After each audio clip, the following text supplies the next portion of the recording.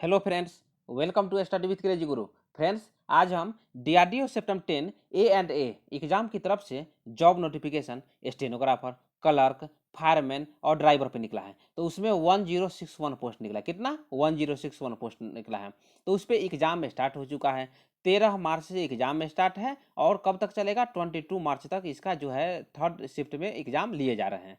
तो जो 13 मार्च को जो first shift, second shift, third shift में क्या क्वेश्चन पूछे गए थे सब हम डिस्कशन कर लिए हैं। तो आप लोग वो वीडियो देख लीजिएगा, क्योंकि आपको तरीका पता चल जाएगा कि जी के जीएस का जो जनरल अवेयरनेस का क्वेश्चन कहाँ से आता है।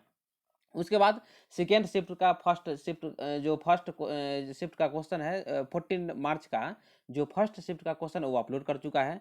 और ये आज हम डिस्कस करेंगे शिफ्ट 2। देखिए 14 मार्च को शिफ्ट 2 में जो डीआरडीओ सेप्टेम्बर 10 ए में एग्जाम में पूछा गया है वो आज हम डिस्कस करेंगे।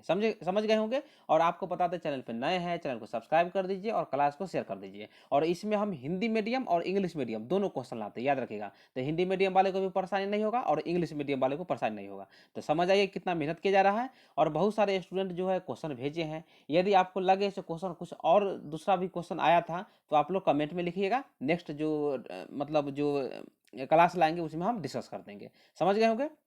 स्टार्ट करते हैं। देखिए स्टार्ट करने से पहले नंबर नोट कर लीजिए, 7564864459 शशि कुमार के नाम से सेव कर लीजिए। आपको क्या करना, कोई भी डाउट हो एग्जाम रिगार्डिंग, यहाँ पे कॉल कर सकते हैं या व्हाट्सअप मैसेज कर सकते हैं। और कोई भी क्वेश्चन आप यदि एग्जाम दिए हैं तो एग्जाम का क्वेश्चन लिख के और शिफ्ट और डेट डाल दीजिएगा। याद रख, समझ गए होंगे।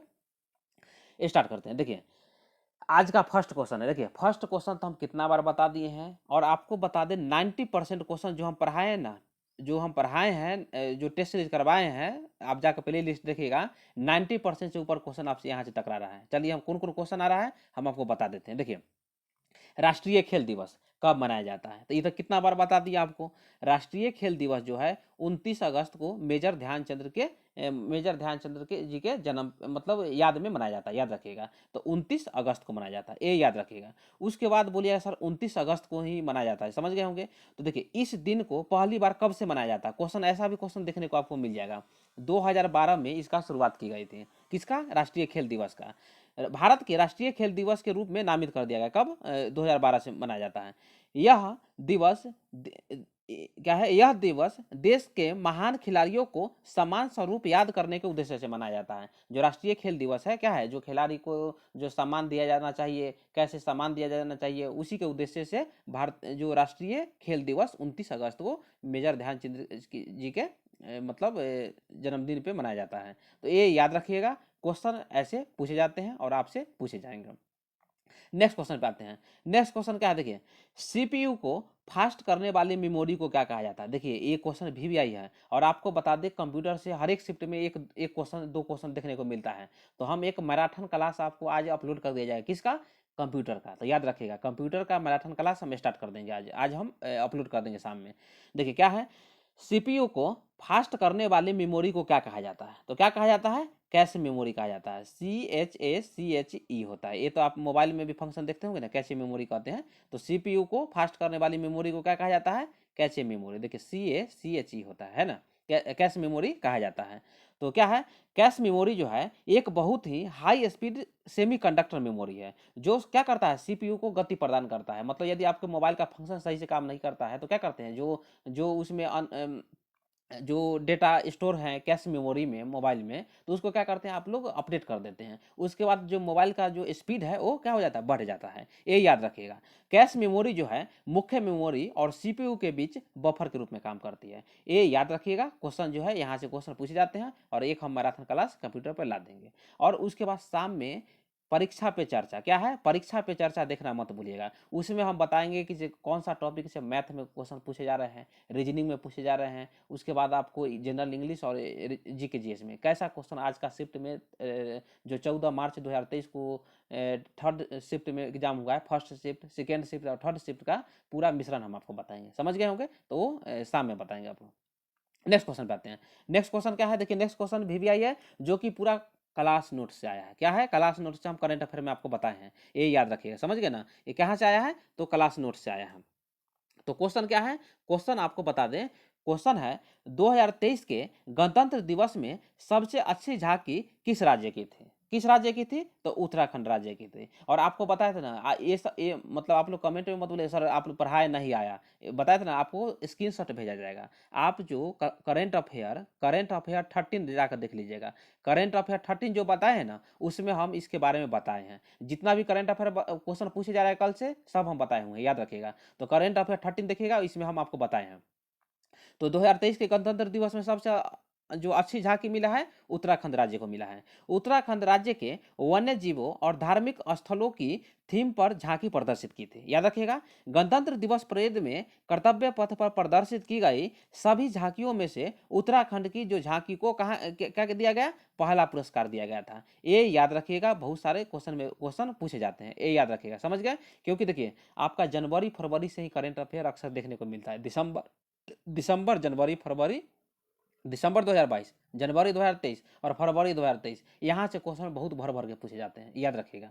उसके बाद थोड़ा सा और बता दे, बोले सर ठीक है 2023 के तो इतना समझ गए, गणतंत्र दिवस में जो प्रथम झांकी का पुरस्कार मिला उत्तराखंड को मिला, लेकिन इसका थीम क्या है बताइए। इसका थीम क्या है? जन भागीदारी। कल के शिफ्ट में आपको देखने को मिल जाएगा।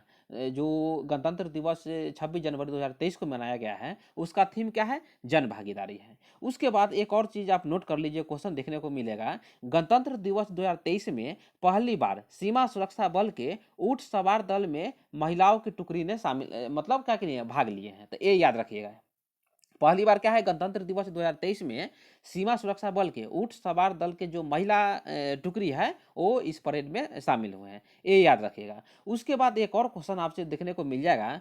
रिपब्लिक डे 2023 में मुख्य अतिथि कौन थे? तो मुख्य अतिथि कौन थे, याद रखिएगा। अब्दुल फतेह अल सीसी। क्या है? अब्दुल फतेह अल सीसी। कहाँ के रहने वाले हैं? तो याद रखिएगा, मिस्र के राष्ट्रपति हैं। मिस्र के राष्ट्रपति अब्देल फतह अल सीसी जो है मुख्य अतिथि है, ये याद रखिएगा। उसके बाद राष्ट्रीय मतलब जो प्रवासी दिवस 9 जनवरी को मनाया गया था इंदौर में, तो उसका मुख्य अतिथि कौन है, आप कमेंट में लिखिए, क्योंकि ऐसा भी क्वेश्चन आपको देखने को मिल जाएगा। ये क्वेश्चन जो है ना वीवीआई क्वेश्चन है, ये आपको एग्जाम में मतलब दोहरा सकता है, क्वेश्चन आ सकता है। नेक्स्ट क्वेश्चन पे आते हैं। नेक्स्ट क्वेश्चन है, रुद्रदामन में कौन सी नदी मिलती है? तो देखिए अलकनंदा और मंदाकिनी नदी है जो ना रुद्रदामन में मिलती है, तो ये याद रखिएगा, अलकनंदा और मंदाकिनी। नेक्स्ट क्वेश्चन पे आते हैं। नेक्स्ट क्वेश्चन है, इंटरनेट चलाने का मौलिक अधिकार किस आर्टिकल में निहित किया गया है, मतलब किस आर्टिकल में शामिल किया गया है? तो देखिए ये भी क्लास नोट्स है, हम आपको बताए थे जब टेस्ट सीरीज बताए थे ना, पॉलिटी का जब पढ़ाए थे, उसमें आपको तो मतलब जो फर्स्ट शिफ्ट में भी बताए हैं, कल भी बताए हैं, पॉलिटी से फंडामेंटल राइट से क्वेश्चन पूछे जाते हैं। तो फंडामेंटल राइट से 12 देखिए भाग 3 और आर्टिकल 12 से 35 ये देख के ही जाइएगा, क्वेश्चन यहाँ से देखने को आपको मिल जाएगा, याद रखिएगा, समझ गए होंगे। उसके बाद आपको बता दें जो आर्टिकल 19 है, आर्टिकल 19 में कितना पार्ट है बताइए? 6 पार्ट है। पहले 7 पार्ट था, लेकिन क्या होता है जो 7 मतलब देखिए 19F था, जो 19F था ना, जो लास्ट वाला संपत्ति का अधिकार था, जो संपत्ति का अधिकार था ना, उसको 44वें संविधान संशोधन 1978 द्वारा फंडामेंटल राइट से हटा के विधि विधि अधिकार मतलब 300A में शामिल कर दिया गया है। तो ये याद रखिएगा, समझ गए होंगे। उसके बाद आर्टिकल 1 से लेकर 6 तक क्या है, आर्टिकल 19(1) से लेके 6 तक आप देख लीजिएगा, आपको हम वीडियो में बता चुके हैं, याद रखिएगा। और जो इंटरनेट का जो मौलिक अधिकार है ना, 19(1)A के इंटरनेट के मौलिक अधिकार को मौलिक अधिकार बनाया गया है, इसे वर्ष 2020 में एक मौलिक अधिकार बनाया गया है। तो एक क्वेश्चन हम लाए हुए हैं, जो संविधान संशोधन, जो महत्वपूर्ण संविधान संशोधन किए गए हैं, एक सेपरेट वीडियो हम ला चुके हैं पॉलिटी का, तो आप जाकर देख सकते हैं। नेक्स्ट क्वेश्चन पे आते हैं। नेक्स्ट क्वेश्चन है, गिटार का आविष्कार किसने किया था? तो देखिए ये सब क्या है कि ये सब तो आप पढ़ रहिएगा तभी बना सकते हैं, याद रखिएगा। तो रॉबर्ट फ्रांसिस फ्लेमिंग ने गिटार का आविष्कार किया है। तो क्या करना है, 75 क्वेश्चन था, उसमें निगेटिव मार्किंग नहीं था, तो उसको आपको तो सही करेक्ट करके आना है। तो याद रखिएगा ऐसा क्वेश्चन आया था, तो बता दिए। और आपको लगे कि और कोई दूसरा क्वेश्चन आया था, और भी क्वेश्चन आया था, तो आप क्या करना है, कमेंट में लिख दीजिएगा। क्योंकि देखिए जनरल इंग्लिश और जीके से क्वेश्चन थोड़ा कम आ रहा है, और मैथ रीजनिंग से ज़्यादा आ रहा है क्वेश्चन, तो आप लोग मैथ रीजनिंग पढ़ के जाइएगा। नेक्स्ट क्वेश्चन पे आते हैं। औद्योगिक नीति किस पंचवर्षीय योजना में शुरू हुई थी? ये भी क्लास नोट्स में हम आपको बता दिए थे। जब हम पॉलिटी और इकोनॉमिक्स का जो मैराथन लाए थे ना एग्जाम से एक दिन पहले 12 मार्च को लाए थे, उसमें हम बताए थे क्वेश्चन जो पंचवर्षीय योजना से आता है। तो क्या है? औद्योगिक नीति। औद्योगिक नीति जो है किसमें? द्वितीय पंचवर्षीय योजना में आता है। क्या? द्वितीय पंचवर्षीय योजना में आता है। समझ गए होंगे। उसके बाद पंचवर्षीय योजना आया है, तो पंचवर्षीय योजना के बारे में थोड़ा सा और जानकारी बताते हैं, क्योंकि क्वेश्चन यहाँ से पूछ देगा।